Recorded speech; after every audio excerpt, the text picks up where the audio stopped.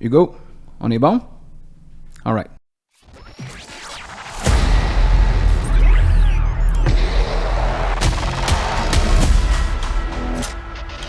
Au fond des filets.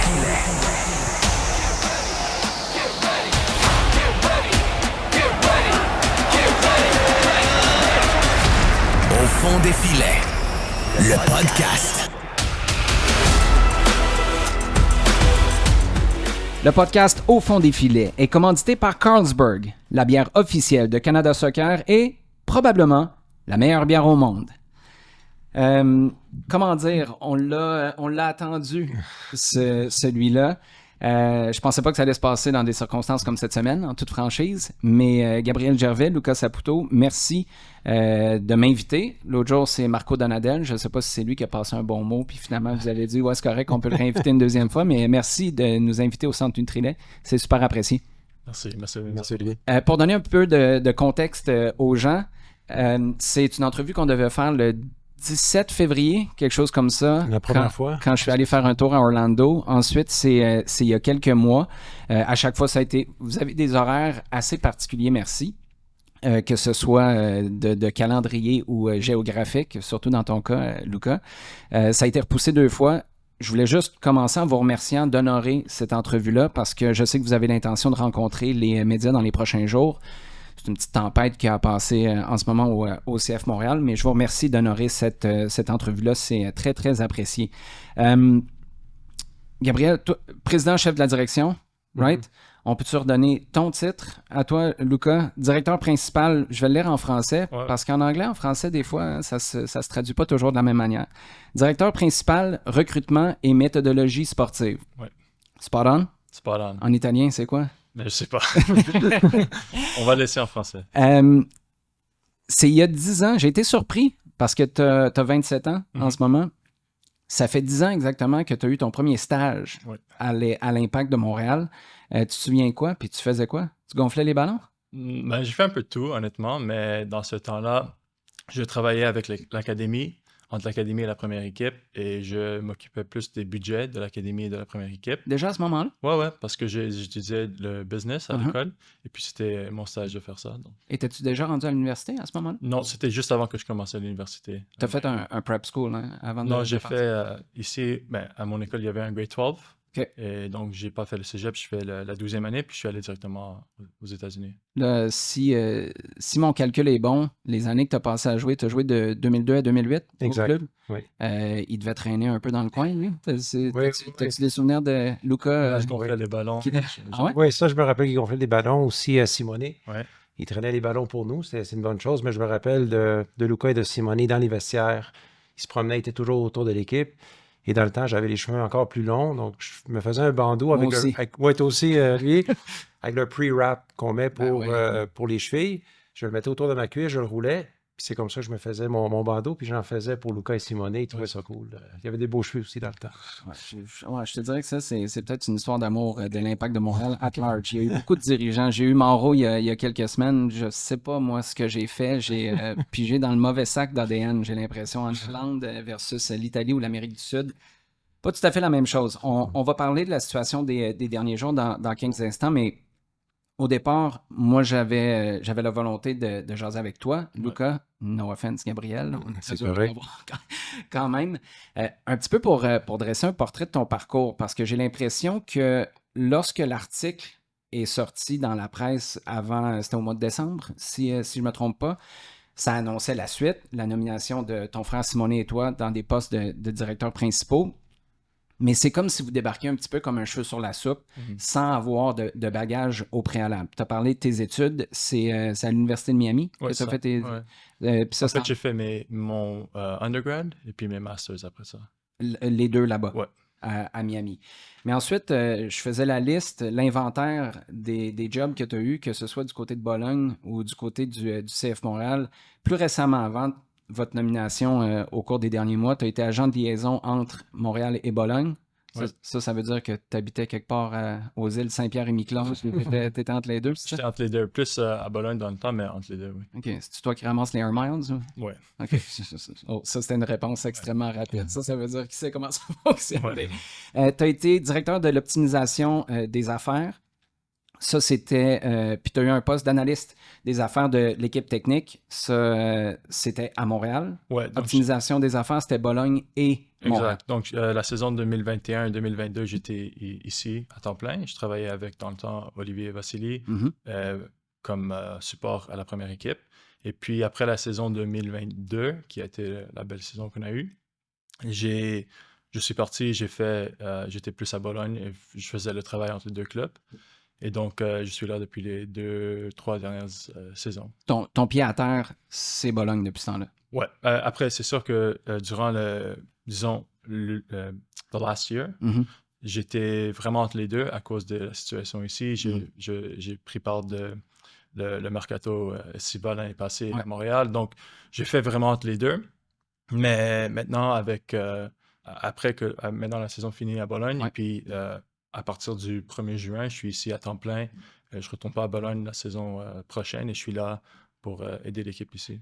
Puis ça, est-ce que ça veut dire que ton travail va seulement s'appliquer au CF Montréal? Évidemment, oui, vous êtes propriétaire des deux clubs. Là, Évidemment, la synergie qu'on va avoir, ça continue. Je parle au quotidien avec Marco Di Vaio, Giovanni Sartori qui sont là-bas.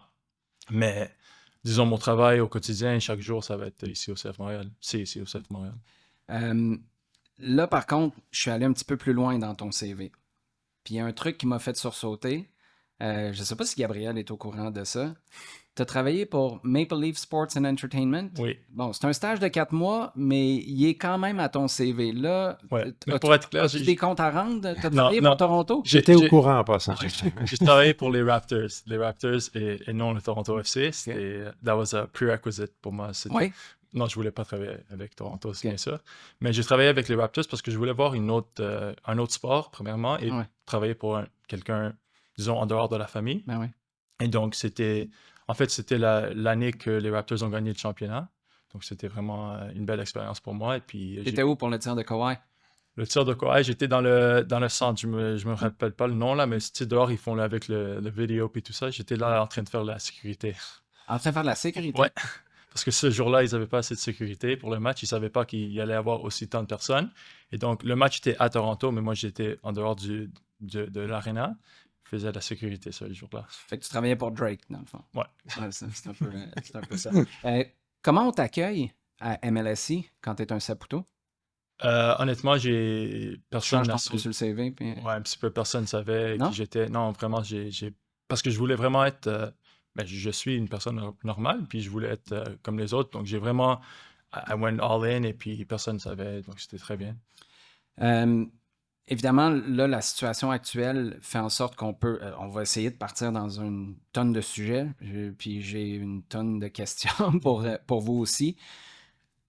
L'an dernier, je présume, Gabriel, que Olivier quitte au mois de mai. Ensuite, vous prenez quelques mois pour réorganiser les choses. Il y a un consultant, Corey Ray, qui arrive. À ce moment-là, en coulisses, en préparant la suite, il y a Luca et Simone qui continuent à travailler. Toi, tu prends le rôle de directeur sportif par intérim. L'an dernier, officiellement, c'était ça. Là, maintenant, c'est un collège dont tu es le porte-parole. Tu es le visage sportivement. À quel point la débarque des derniers jours fait mal? Parce que, là, je parle pour moi, on sentait que tu gagnes à New York au Yankee Stadium pour la première fois en 10 ans. Tu tiens tête au Crew, qui est si c'est pas la meilleure équipe de la Ligue. Tu élimines Toronto en championnat canadien, qui est maintenant votre principal objectif de saison. Puis là, tout d'un coup, la chaîne débarque 6-1 contre Toronto, la chaîne débarque à Forge. Qu'est-ce qui s'est passé? C'est vraiment dur à expliquer, mais tout d'abord, cette dégelée contre Toronto, je ne l'ai pas encore digéré. Je ne l'ai pas digéré en tant que président du club, en tant qu'ancien joueur, en tant que fan. Parce qu'avant tout, on est des fans du club. Ça m'a vraiment fait mal. Et si je prends du recul, disons, avant la 20e minute, disons, du match contre le TFC.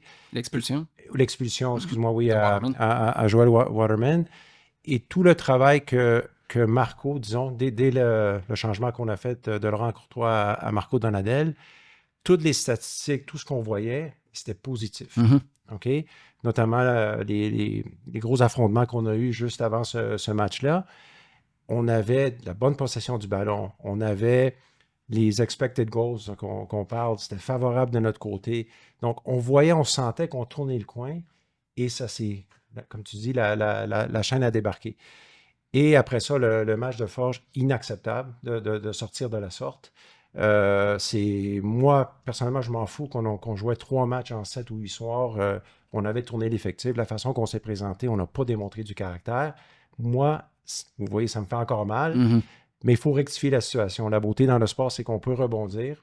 On doit démontrer à nos partisans, à nos supporters, à nos partenaires, à toute la communauté qu'on n'accepte pas ça. Parce que je vous garantis, nous deux, en tout cas, puis le reste de nos propriétaires, tout le club, on n'accepte pas ça. Ce n'est pas acceptable. Ça se démontre comment, ça, que c'est pas acceptable? Parce que, évidemment, on va dire, gagne les 15 prochains matchs en ligne, puis tout d'un coup, c'est un blip sur le radar. La réalité du sport professionnel, je pense que les derniers mois nous confirment que c'est pas aussi simple que ça. Comment ça se démontre, ça? Mais il y a des choses que nous, il faut qu'on se regarde dans le miroir, des choses que nous, on fait, nos gestes, nos actions. C'est quoi que nous, on peut contrôler? Peut-être qu'on peut revenir plus à la gestion de l'effectif et tout ça. Ça, c'est une chose. Mais le quotidien, comment qu'on gère.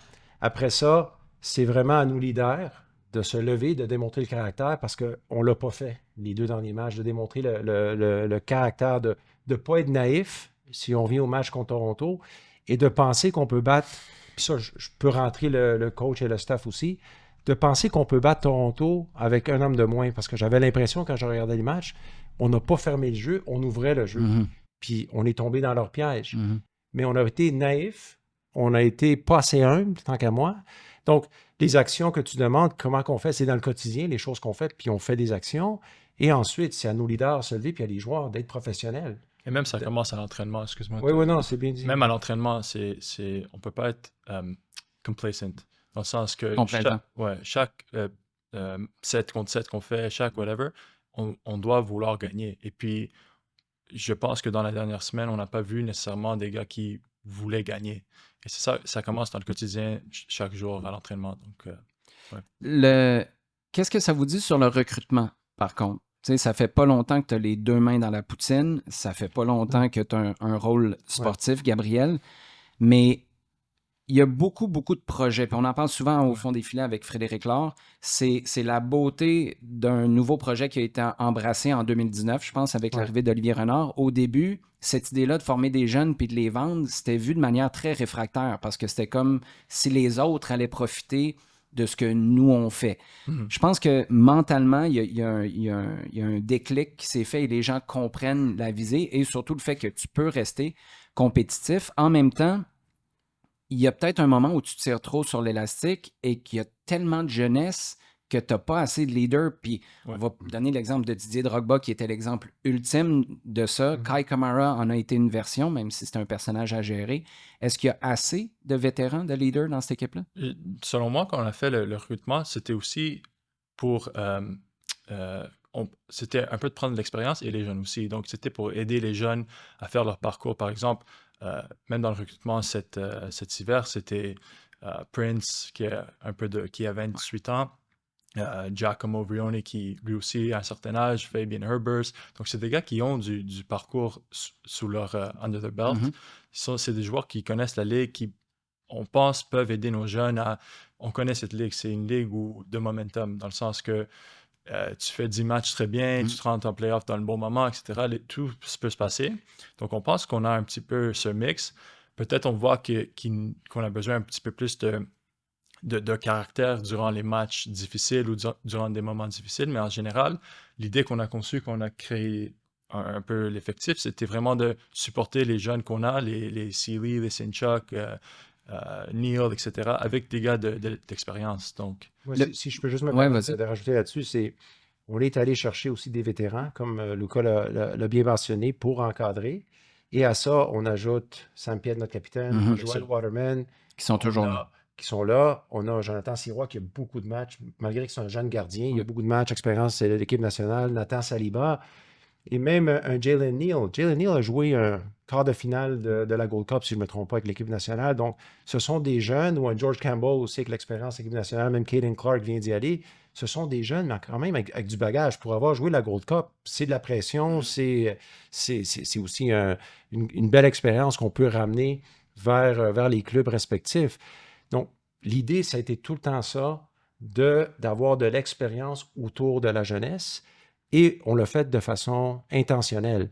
Maintenant, est-ce que tous les leaders démontrent le caractère qu'on souhaite? Si on regarde le portrait des 2 derniers matchs, absolument pas. On ne peut pas dire ça. Mais de façon générale, l'idée est absolument d'encadrer les jeunes. Vous parlez de Giacomo Vrioni. Qu'est-ce que vous saviez sur son dossier? Je sais, tu as été clair là-dessus en début de saison. Vous saviez qu'il serait absent. J'étais là à Orlando. Il n'avait toujours pas foulé le terrain d'entraînement avec ses coéquipiers. Imaginez sortir sans pantalon. Pas top, hein? Ben, naviguer sur Internet sans VPN, c'est un peu pareil. Vos infos personnelles sont à découvert. Mais pas de panique, Surfshark est là. Surfshark, c'est bien plus qu'un simple VPN. C'est votre passeport numérique pour un Internet sécurisé, privé et sans frontières. Surfshark, c'est bien plus qu'un simple VPN. C'est votre passeport numérique pour un Internet privé, sécurisé et sans frontières. Bloquez pubs agaçantes, trackers et logiciels malveillants en un seul clic. Et devinez quoi? Pas besoin de choisir entre votre téléphone, tablette ou ordi, parce qu'avec Surfshark, vous protégez tous vos appareils, sans limite. Toute la famille est couverte. Besoin d'un accès rapide? 3000 serveurs vous attendent dans plus de 100 pays. Envie de contenu étranger? Changez de pays virtuellement et dites adieu aux restrictions. Et avec le pack Surfshark One, vous avez aussi un antivirus certifié, des alertes de fuite de données, un moteur de recherche privé et même une identité alternative pour surfer incognito. Essayez-le maintenant, sans risque, avec notre garantie satisfait ou remboursé de 30 jours. Surfshark VPN, la liberté et la sécurité numérique dans une seule appli. Disponible sur tous vos appareils, assistance 24 heures sur 24, 7 jours sur 7. Cliquez, installez, respirez. Rendez-vous sur le surfshark.com/BPM Sport avec un S pour profiter d'une offre exclusive avec 4 mois gratuits supplémentaires ou utiliser le code promo BPM Sport, toujours avec un S. Puis je me suis dit, c'est pas un problème, on le verra au mois d'avril. Tu sais, début avril, mi-avril, il commencera à être influent, à jouer. Mais là, finalement, ça a été le mois de mai. L'expression la plus tendancieuse, ce serait vous faites passer un citron ou est-ce qu'il y a eu une rechute que vous attendiez pas? Qu'est-ce que vous saviez? Ou à l'inverse, qu'est-ce qui vous a surpris avec Vrioni? En fait, dans son cas, ça devait être peut-être 2-3 semaines disons, qu'il ne pouvait pas jouer. En début de saison? En début de saison, les premiers matchs. Il a eu une petite rechute quand on est revenu sur le turf ici. Et c'est pour ça que ça a un peu... mais ça a retardé. Ça a retardé, excuse-moi pour l'anglais, là, mais ça a retardé un petit peu son départ, mais thank God qu'il il est là et il peut nous aider parce que on voit qu'il fait une différence sur le terrain. Dans la gestion de la dernière semaine, une chose qui est un petit... Puis encore là, on avait la discussion avec Frédéric Laure Au fond des filets cette semaine. Moi, j'ai de la misère un petit peu à réconcilier choix d'effectifs pour Forge et objectif du club. J'ai été on the record cette année à dire que pour moi, dire qu'on voulait gagner un trophée, c'est systématique, je pense, de toute façon, là, surtout avec l'histoire du club en championnat canadien, avec la Ligue des champions. Mais après, il y a quoi? On décide de ne pas faire entrer un Vrioni, de faire jouer Vrioni le match au complet quand tu l'as dit, tu te fais battre. C'est comme si la commande de ce qui était le plus important, c'était pas rendu au coach ou si ça s'était pas bien compris.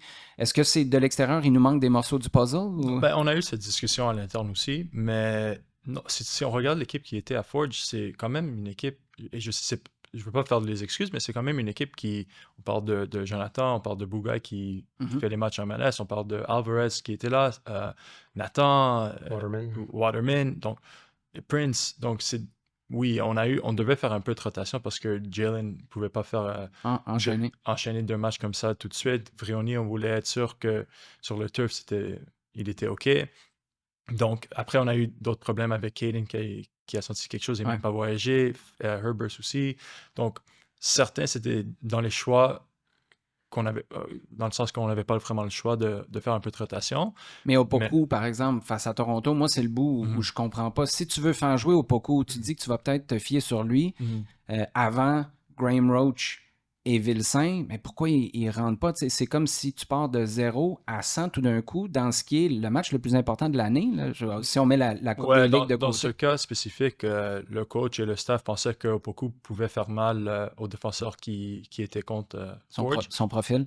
Et donc, ils pensaient qu'en le mettant, disons, dès le début du match contre Forge, il pouvait faire quelque chose plus intéressant. C'est pour ça qu'après, contre Toronto, le match est déjà, je ne veux pas dire fini, mais dans le sens qu'il préférait le garder pour Forge parce qu'il voyait quelque chose qu'il pensait que Opoku pouvait faire. Mais juste pour peut-être ajouter à ça, c'est qu'on veut gagner tous les matchs. OK? On va dans cette mentalité qu'on veut gagner tous les matchs. Et là, il y a une grosse préparation à faire. Puis on sait le mois de mai est toujours compliqué. C'est fou. OK. Le match, parce qu'on avait des discussions aussi avec Marco, Luca les a eues, moi j'ai eu certaines discussions. Si on me pose la question, quel est le match le plus important entre ces deux-là? Toi, tu dirais tout de suite, mais c'est de gagner le championnat canadien. Il faut absolument reposer tout le monde pour Forge. Mais c'est pas ça notre mentalité. On a sorti pour gagner contre Toronto. C'était ça le mandat. OK?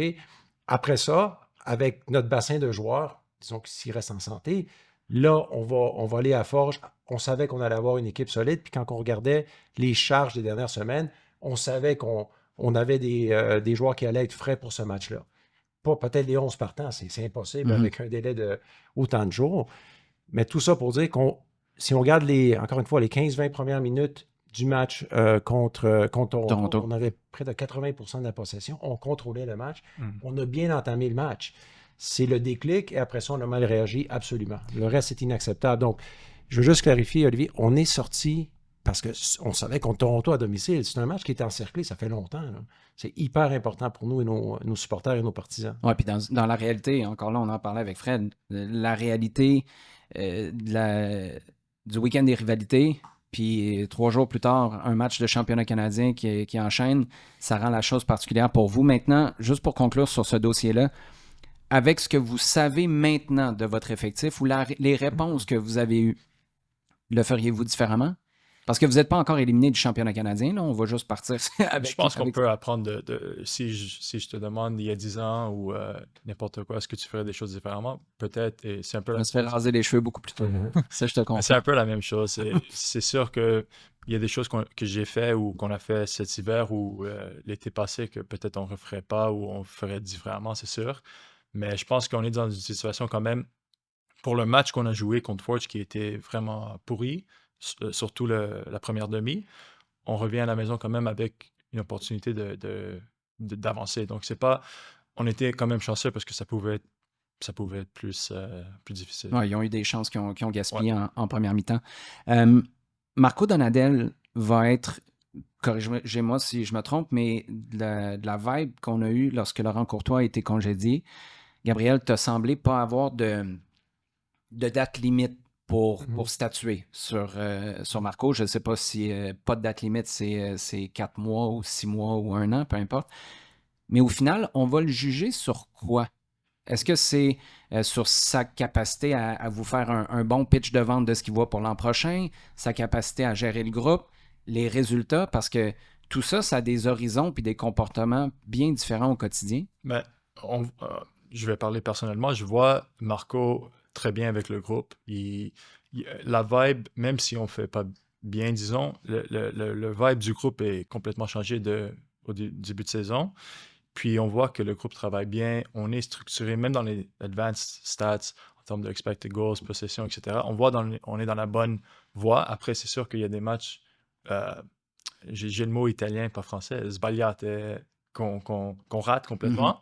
Mais ça, c'est normal, ça fait partie du sport aussi. Mais pour l'instant, Marco fait très bien. On a même apporté un de ses assistants qui a travaillé avant, Lorenzo, qui aide le groupe aussi. Donc, pour l'instant, on est très content avec Marco, le staff. C'est sûr qu'on we expect more. On veut gagner, on veut des résultats. Mais globalement, en tant que tel, la communication qu'il y a avec les joueurs, avec le staff, avec le médical, etc., c'est très bien. Puis on veut continuer avec lui. Ouais, juste pour ajouter, c'est vraiment l'ensemble de l'œuvre. Okay? Est-ce que nos jeunes, de la façon qu'ils développent, dans l'environnement que lui va mettre en place avec ses coachs et avec toute l'équipe autour de lui. La façon qu'on joue, oui, les résultats absolument sont importants. Il y a une certaine période de transition pour lui aussi. Et comment qu'il représente notre équipe, nos valeurs, c'est ça qui est hyper important pour nous. Donc, c'est vraiment l'ensemble de l'œuvre, mais on va lui donner le temps. Il y a un entraîneur qui connaît bien, qui est venu maintenant pour l'aider. On veut qu'il réussisse. Et Marco, il a le club dans le cœur. Il really cares, puis il veut le bien du club. Et puis on voit ça se voit dans chaque jour quand il est ici et quand il travaille. Donc, c'est bien. C'est bien de voir. Ça, c'est cette fameuse passion qui est au cœur de ce que le club a toujours été, qui a été au cœur aussi d'un discours de Joey dans son entrevue il y a un mois, je parle le fil, là, un mois et demi. Pour vous, ça se manifeste comment? Parce que tu peux avoir un nerd dans le sous-sol de ses parents qui fait du data analysis, puis il est ultra passionné, puis il construit la meilleure équipe du monde parce que lui, son truc, c'est ça, c'est les chiffres. T'en as d'autres qui peuvent être sur le feeling d'un match, puis c'est ça qui les allume, qui les passionne. Bref, ce que je veux dire, c'est que le mot passion peut avoir des significations bien différentes, puis être animé de manière bien différente au quotidien. Pour vous, ça ressemble à quoi? L'exemple type, là, c'est est-ce qu'on descend dans le vestiaire et on kick des poubelles? Est-ce que c'est on présente un projet de manière enthousiaste sur le long terme, puis ce qui nous fait triper, c'est de construire vers là, ou est-ce qu'au contraire, ce qui nous anime, c'est le résultat du lendemain? Pour vous, chacun, puis je serais curieux d'avoir vos définitions respectives de la passion. Peut-être toi, Gabriel, en premier? Oui, il n'y a pas de problème. Moi, la passion, ça se manifeste de différentes façons. Si je parle dans la... Te fâches-tu des fois, en fait? Oui, je me fâche. Oui? Ah oui? Je me connais. Ouais. Non, mais dans la bonne manière, toujours avec le respect, toujours... Il replace les poubelles après, c'est ça. C'est... Quand t'entends aussi, qu'ancien joueur, quand je devais parler, puis hausser la voix, je faisais pas tout le temps, mais quand je devais le faire, je le fais. Je l'ai fait dans le passé avec les joueurs, avec les coachs, avec mes équipes. Mais c'est pas... La passion, pour moi, c'est les émotions qu'on vit. Puis là, je dors très croche les dernières nuits. Je suis pas bien parce que l'équipe ne va pas bien. Je suis alimenté par toute cette énergie, okay, qui peut amener l'énergie de nos partisans, l'énergie de nos supporters. Mais en passant, chapeau à nos supporters qui ont chanté jusqu'à la 90e minute contre Toronto. Ça, on a grandement apprécié. Donc, c'est toute l'énergie qui peut amener une victoire comme une défaite, parce que c'est des hauts et des bas. Et donc, la vie en général, c'est comme ça. Mais le soccer ou le sport se vit de cette façon-là. C'est dans l'émotion. Et moi, qu'est-ce qui est contagieux pour moi, qu'est-ce qui me rend encore plus passionné, c'est les personnes autour de moi qui le sont autant. Et croyez-moi, tout le monde dans l'organisation, ils ont la mine basse, ils baissent la tête, mais nous, on est ici pour construire quelque chose à long terme. On va lever la main quand on fait des erreurs, quand on doit s'améliorer, mais maintenant, les choses ne vont pas bien, mais ça démontre la passion. On veut améliorer les choses. Et donc, quand notre propriétaire, Joey Saputo, sort de la sorte, c'est que, je connais Joey, ça fait plus que 20 ans, c'est qu'il parle avec son cœur. Tous ses commentaires, c'est autour de son amour profond pour ce club. Il demande de l'excellence de tout le monde parce qu'il veut le bien du club et la même chose pour moi. Donc, moi, c'est comme ça que je le définis. Moi, les choses les plus importantes dans ma vie, c'est ma famille, avant tout, et numéro 2, c'est le club. En gros, si je peux te résumer ma vie, peut-être tu vas trouver ça plate, Olivier. Non. C'est ça ma vie. Si je trouvais ça plate, je te confirme, je serais ailleurs un matin. Je serais pas ici avec toi. J'ai hâte de t'entendre, Lucas, mais je voudrais juste rebondir sur un élément que tu viens de dire. Tu dis on bâtit sur le long terme. Oui. C'est intéressant parce que quand Kevin Gilmore est arrivé à la présidence, il a dit on est conscient que la business du sport, c'est une business où tu vends des émotions. C'est comme ça que tu vas aller chercher les gens. En même temps, tout le projet ne peut pas capoter pour le meilleur ou pour le pire, au bout de 3 défaites ou 3 victoires. Dans cet entretien-là de Joey, c'était la première fois en plusieurs années. Parce que tu te fais poser la question d'un déménagement ou d'une vente éventuelle à chaque année, puis tu réponds depuis 2, si c'est pas 3 ans, la même chose à chaque fois. On est là pour rester. Tu as fait cette entrevue-là avec Alexandre Pratt, avec ton frère Simone. Vous avez dit exactement la même chose. Là, il y avait, je ne sais pas si c'est l'Italien qui entre en ligne de compte, mais il y avait un genre de conditionnel là-dessus. Toi, ce que tu es en train de me dire, c'est que votre projet, c'est toujours de travailler sur 5, 10, 15 ans, ou est-ce que le long terme, dans une fenêtre MLS, c'est 18 mois?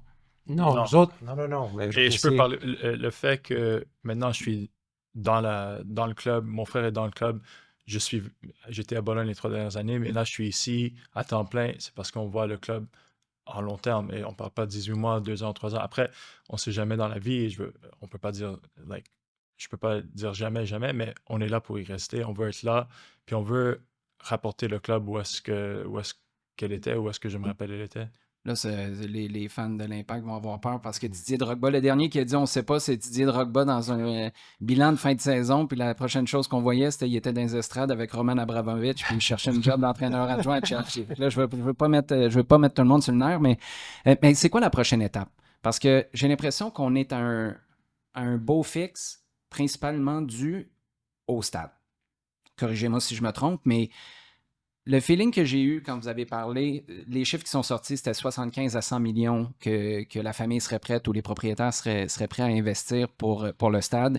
Il y a la situation avec la ville qui est extrêmement floue. Sens-toi très à l'aise de préciser ce que tu peux là-dessus, Gabriel. Mais est-ce que c'est ça, le step ultime pour dire, là, arrêtez de nous poser cette question-là. De grâce, on est là pour rester. Pourquoi on investirait ou on réfléchirait à investir autant si c'était pour s'en aller? On en est où dans le dossier du stade?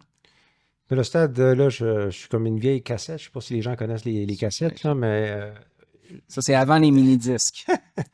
on mentionne ça, c'est que on veut bien connaître le plan directeur, la vision globale du Parc olympique avant de faire quoi que ce soit de majeur. Mais on peut-tu le réveiller, le gars, au Parc olympique? Non, mais parce que écoutez, c'est pas un job personnel, là. Je sais que c'est des... On a une très bonne, honnêtement, là, on a une très, très bonne communication avec le Parc olympique. Joël Brodeur qui vient de rentrer en poste, les dirigeants aussi. On est à l'affût de ce qui se passe au stade. On nous parle aussi d'un projet de l'hôtel. On est impliqué. La collaboration est excellente. OK? Je ne suis pas ici pour venir lancer des flèches à personne. Non, okay? La collaboration est excellente. On a amélioré beaucoup de choses au point de vue entrée et sortie des stationnements, des choses qu'on peut faire autour de l'esplanade, la communication autour, OK, voici les travaux qui s'en viennent au stade olympique qui ne causent aucun problème dans nos opérations. On a des coups d'œil dans qu'est-ce qui s'en vient potentiellement dans le stade. Donc, ça va extrêmement bien. Donc rien à plaindre là-dessus, mais juste pour finir, vas-y, excuse. Avant que le club mette de l'argent significatif, parce qu'on met de l'argent chaque année dans le stade. Si vous avez remarqué, tout à fait. Les coursives, des nouvelles zones premium, on active beaucoup avec nos partenaires. Donc, on a une vision. Quand je dis à long terme, c'est ça, on évolue.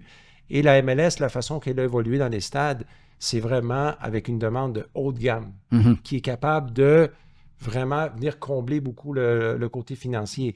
Donc, c'est ça qu'on cherche à faire constamment, augmenter le pourcentage de sièges qui sont au plus haut de gamme, au premium. On va continuer à faire ça dans notre stade. Mais on veut savoir vraiment l'ensemble de l'œuvre du Parc olympique avant de pouvoir aller de l'avant. Et donc, c'est ça. Est-ce qu'il y a un échéancier pour le savoir? Tu sais, quand je te dis, c'est à la blague, là, est-ce qu'on peut la réveiller, la personne, au Parc olympique? Mais moi, c'est le message, puis je comprends que tu n'en es pas responsable, mais c'est le message qu'on a depuis 3, si c'est pas 8 ans, parce que la première fois qu'on était là avec Richard Legendre et Joey pour des maquettes, puis on a pour la première fois parlé des taxes, c'était en 2018. Ça commence à dater un peu. Est-ce que vous vous rapprochez d'une possibilité? Il y a des élections là, qui s'en viennent à l'automne. C'est une bay window d'opportunité pour en faire un enjeu électoral? Non, mais le dossier des taxes n'est même pas sur la table. On n'est même pas rendu là. On veut bien comprendre la vision globale avant de faire des investissements qui seraient matériels dans le stade. Mais nous, pour être en mesure de bien opérer, si on parle d'infrastructure de façon générale, on a besoin d'un stade à capacité, comme la MLS demande, avec une configuration qui est optimale pour nos partisans, pour nos partenaires, pour jouer les matchs pendant les mois d'hiver. D'un point de vue compétitif. Avec le calendrier qui s'en vient. Mais je te parle de l'actuel. Si tu veux jouer une finale de MLS Cup à la maison, par exemple. Il va commencer les 7 premiers matchs à l'étranger. C'est plus de ce côté-là. Je comprends. On peut étirer le stade de novembre-décembre, mais de jouer un match au mois de janvier, février, mars, à l'extérieur, ici à Montréal, c'est pas faisable. Donc, nous, pour être mieux organisés d'un point de vue infrastructure, et de là l'importance de tout ce qui se passe au stade olympique. Et également pour une partie de notre pré-saison, d'être en mesure de D'être chez nous. rester un petit peu chez nous. D'être à la maison. Ouais. Juste pour conclure là-dessus, si tu pouvais claquer des doigts, parce que là, il y a beaucoup de choses là-dedans que vous ne contrôlez pas, mais tu peux claquer des doigts, puis demain matin, là, tu me dis, il est arrivé ça nous permet d'avancer. Qu'est-ce qui vous aiderait? Puis je sais que ce n'est pas des demandes à la ville ou au Parc olympique, mais qu'est-ce qui vous permettrait d'avoir un feu vert où vous dites, là, ça fait tout le sens du monde d'investir et d'aller de l'avant avec les améliorations?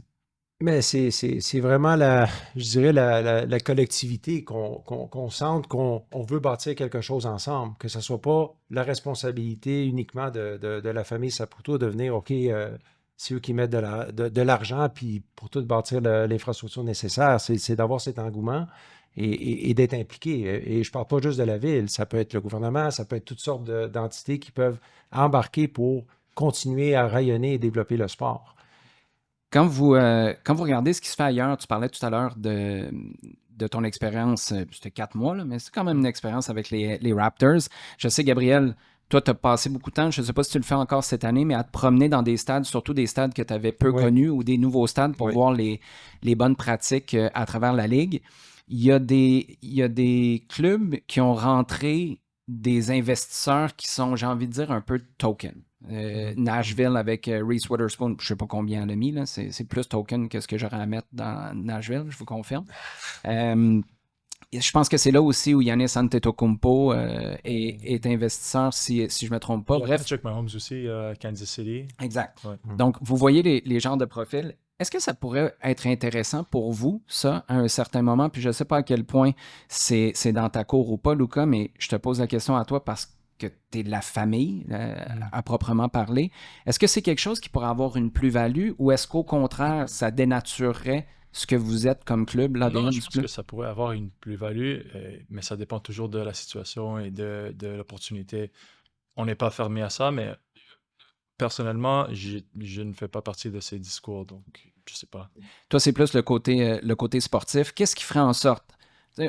On va se projeter sur un championnat canadien qui est réchappable. Vous êtes capable de rattraper le coup.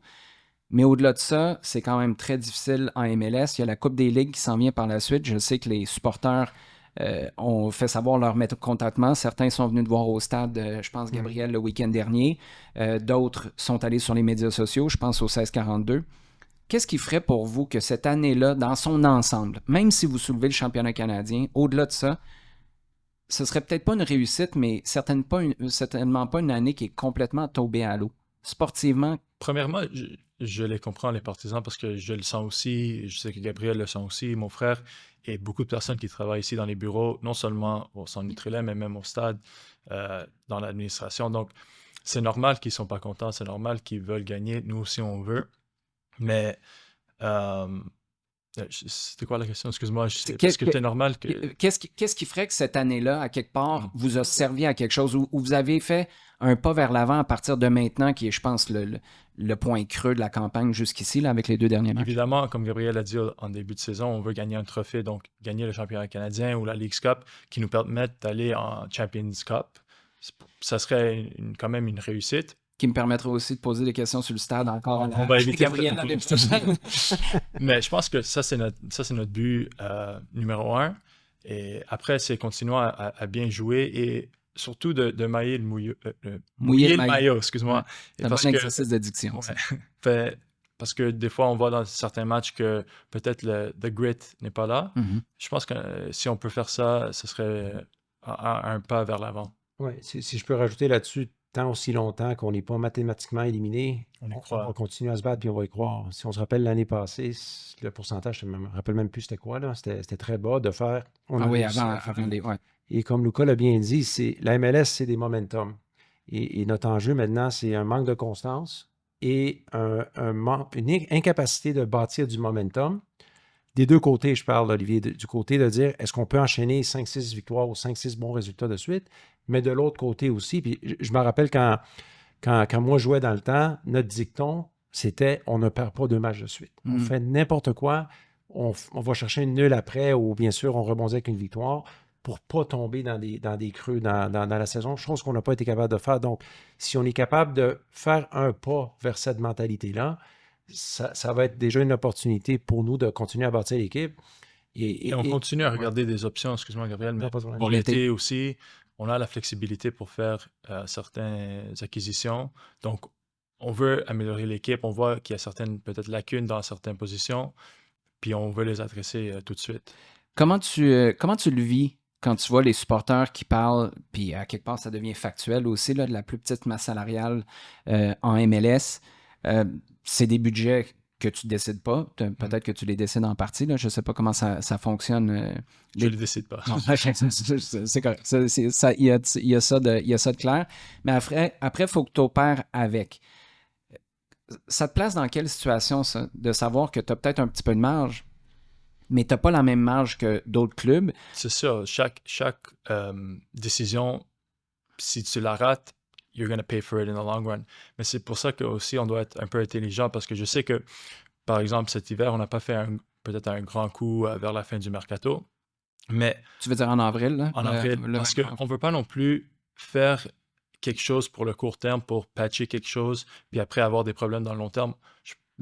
On peut voir dans l'équipe, peut-être on a des situations où on a fait quelque chose parce qu'on voulait faire quelque chose vite et like to fix a solution. Ouais.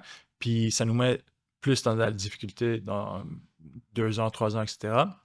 Donc pour nous, l'important, c'est toujours de investir bien dans des opportunités qui peuvent venir et de ne pas toujours penser à maintenant dans cette situation, mais vraiment essayer de penser dans 6 mois, dans 1 an, etc. Donc c'est un peu ça la situation. On ne veut pas we don't want to handcuff ourselves either. Mm-hmm. Mais je veux juste rajouter là-dessus, si vous me permettez, c'est que moi je travaille là-dessus, bien sûr, les budgets prescrits chaque année. Et je le répète souvent, c'est pas d'avoir le plus haut budget dans l'MLS, c'est garant de succès. Je ne vais pas mentionner certains exemples, mais c'est compliqué, même si ces équipes-là dépensent énormément d'argent. Nous croyons fermement que d'une façon disciplinée, on peut bâtir une bonne équipe compétitive pour gagner.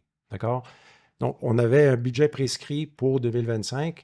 Je peux vous dire que l'acquisition de Sinchuk n'était pas dans le budget initial. C'était quelque chose que notre conseil d'administration nous a dit, si vous avez un projet intéressant qui peut vous aider à bâtir le futur, aider dans le projet sportif qu'on a, qui est autour de la jeunesse, synergie avec Bologne, okay, du développement, et qui nous aide à gagner, on va vous l'écouter. Et c'est ça qu'on a fait. On a présenté, c'est Luca qui a chapeauté tout ce projet de faire venir Sinchuk. Donc, on a cette flexibilité-là. Et oui, il y a certains mécanismes dans l'MLS que Luca connaît bien mieux que moi, mais autour de l'initiative des U22, comment qu'on peut optimiser tout ce qui est l'effectif. Il y a aussi le Cash for Player qui change la donne cette année. À quel point c'est un filon à utiliser pour vous particulièrement? Parce que ça vous apporte une certitude. Tu sais, la liste est longue. Là. Olivier Renard avait beaucoup de qualités, mais il y a énormément de joueurs qui sont arrivés de l'extérieur qui n'ont pas réussi. Il y a d'autres exemples avant, il y a des exemples depuis. La certitude d'aller chercher un gars pour lequel tu payes peut-être un petit peu plus, mais tu sais qu'il est performant en MLS, à quel point ça peut être un atout pour vous? Super important. Super important.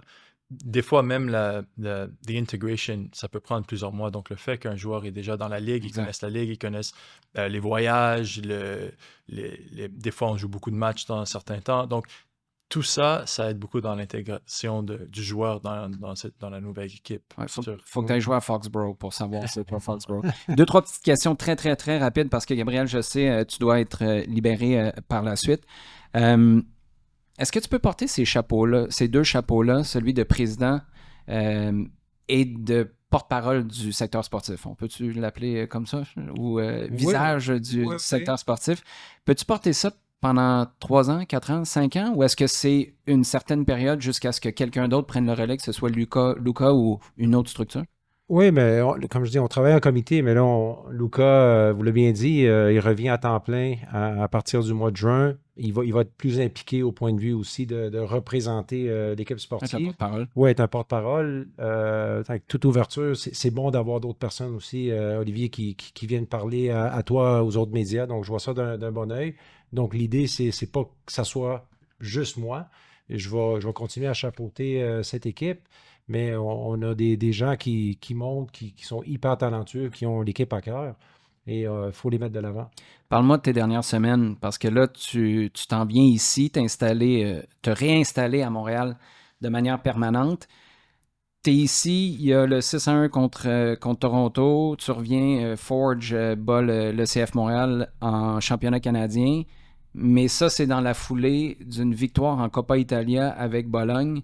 Toi, dans la catégorie montagne russe d'émotions. En fait, c'est pas une blague, mais c'est la réalité, c'est que j'ai pleuré 2 fois la semaine passée. Quand on a gagné le championnat puis qu'on a perdu 6-1 contre Toronto. Et je pleurais pour 2 raisons complètement différentes. Mais non, c'est sûr que l'émotion que j'ai vécue à Bologne, c'est aussi, il y a beaucoup d'émotions parce que je sais le travail qui a été fait par beaucoup de personnes, non seulement sur le terrain, mais en dehors du terrain. Puis c'est un demi-siècle là, de travail. C'est pas juste ce que vous avez fait comme famille. Non, bien sûr, c'est quelque chose que la ville attendait, les supporters, et voir la joie et l'émotion qu'on a pu rendre à les fans là-bas, c'est quelque chose qui m'a vraiment touché parce que je sais qu'on a ce potentiel ici et la fierté que j'ai vu les fans avec à Bologne, je veux l'apporter ici à Montréal. Je pense qu'on peut le faire et donc c'est ça, c'était vraiment émotionnel, mais je sais qu'on peut faire la même chose ici. Je suis confiant. Ton objectif principal maintenant, au-delà de gagner un trophée pour toi, comme je te parlerai de l'entreprise au complet parce que le défi qui arrive avec des mauvais résultats sur le terrain, c'est que ça a un effet de boule de neige sur la perception qu'on a de la marque, que les partenaires ont de leur expérience avec vous. Je pense que malgré les difficultés des dernières années, depuis ton arrivée, les partenaires sont plus nombreux, sont plus engagés. On le sent à chaque événement de lancement. C'était le cas encore cette année. C'est quoi ton objectif, toi, comme président? Là? Je te demande de remettre ta casquette initiale pour le reste de l'année 2025. Mais c'est sûr, la priorité, je vais mettre encore ma casquette côté sportif parce que c'est vraiment de redresser la situation sportivement. Au point de vue des performances. On peut parler de marketing, de vente et tout, mais notre meilleur marketing, ça se passe sur le terrain, notre produit. Donc, ça, c'est notre priorité numéro 1. Luca l'a mentionné, au mois de juillet, on va regarder notre effectif. On va regarder des façons d'améliorer l'effectif à des postes clés. On a une flexibilité financière pour y arriver. Et la réalité, Olivier, c'est que si on prend une photo maintenant, juste avant de répondre complètement à ta question, si on prend une photo de notre effectif maintenant tel quel et on regarde tous les joueurs et même les joueurs qui sont en prêt, oui, on peut parler de la masse salariale et tout ça, mais la réalité, c'est qu'il y a certains joueurs qui ne jouent pas à niveau. OK, je ne vais pas les nommer, mais certains joueurs ne sont pas à niveau, que ça nous fait très mal. Il y a d'autres joueurs qu'il y a beaucoup d'argent d'investi d'un point de vue de transfert, d'achat et aussi d'un point de vue de salaire qui ne nous donnent pas les minutes productives qu'on s'attend d'eux. Et pire à ça, même depuis l'année passée, ce sont des joueurs qui sont dans les estrades, qui ne sont même pas habillés. Donc, il est là un peu la complexité de ce qu'on vit. Donc, si cette année, je sais que les gens mentionnent c'est une année aux poubelles et tout ça, nous, on ne le voit pas de même. On le voit comme une opportunité d'apprentissage, parce que je dis ça à mes enfants, chaque défaite, c'est une opportunité d'apprendre. Mais si tu n'apprends pas, il y a un problème, par contre. Donc, il faut apprendre de nos défaites. Et aussi, c'est une opportunité pour nous de continuer à faire évoluer notre effectif et même de prendre des décisions difficiles, de se débarrasser de certains fardeaux qui pèsent tellement fort sur la masse salariale et qui ne nous rapportent pas quelque chose de concret sur le terrain. Parce qu'au final, j'allais dire, votre objectif, c'est d'être le plus profitable possible ou d'être profitable, point. Ça passe. Tu sais, l'aspect négatif que tu peux voir là-dedans, c'est on va perdre nos meilleurs. Mais à l'inverse, 2022, corrigez-moi si je me trompe, est le meilleur exemple que pour perdre nos meilleurs, il faut être bon et avoir des résultats. C'est exactement ça, Olivier. Et c'est pas vendre nos meilleurs, mais c'est aussi d'avoir un petit peu de rentabilité. Ça fait partie du sport. Toutes les équipes le font et ça fait partie de notre sport. Mais ça veut pas dire juste parce qu'on vend. Premièrement, on vend pas à tout prix. Donc, on est intelligent avec ça. Mais c'est surtout pas vendre juste pour vendre. On veut aussi gagner. Donc, c'est pas qu'on vend toute l'équipe parce qu'on vend toute l'équipe. C'est intelligently vendre certaines pas morceaux, mais pièces. Ouais. And replace them avec ceux qui peuvent continuer. Notre but, c'est toujours de gagner. On veut gagner. On n'aime pas perdre, surtout contre des rivaux, surtout de la façon que ça s'est fait la semaine passée. Mais pour nous, on veut gagner. Luca, Gabriel, merci encore une fois. Je l'ai dit d'entrée de jeu au cas où quelqu'un l'aurait raté. Je pense que c'est votre intention de rencontrer les médias au sens large dans les prochains jours. Je comprends tout à fait ça, mais j'apprécie énormément que vous ayez honoré cette entrevue-là qu'on attend depuis des mois. C'est un peu moins de palmiers ici au Centre Nutrilait, un peu plus de caserne, mais c'est correct, ça a été tout aussi agréable. Merci beaucoup d'avoir pris le temps. Merci. Merci.